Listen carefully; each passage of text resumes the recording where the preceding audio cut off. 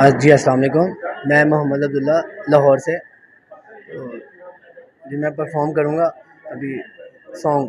Voice of Shaheen एक बहुत बड़ा प्लेटफॉर्म है, ठीक है, जो हम जैसों के लिए एक बहुत अच्छा मौका है।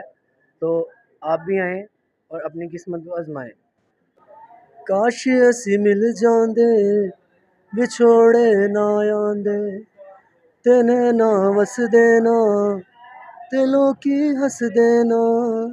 जे ऐसा हो जांदा ते रब तेरा की जांदा, ओ मेरा बन जांदा, मैं तेरा बन जांदा। जे दिल नू लांदा ना, कदे पछतांदा ना, ते लगियां लाके ते बैठा चैन गवा, समझ मैनू आवे ना।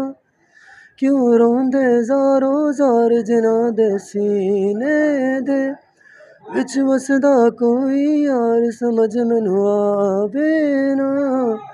क्यों रोंदे ज़ारो ज़ार जिन्हां दे सीने दे विच वसदा कोई यार। याद आए बेवफा मैं रो पिया, मुँह चों निकली है दुआ मैं रो पिया।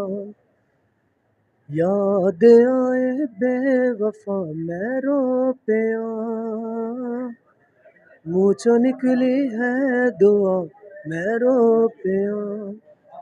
असां जख्मी जुदा हो गए, किसे दी लग नजर गई, कि सारे घर आबाद हो गए, मेरी दुनिया उजड़ गई है। कर गया ऐसी वफा मैं रो पिया, मुँह चों निकली है दुआ मैं रो पिया। याद आए बेवफा मैं रो पिया, मुँह चों निकली है दुआ मैं रो पिया।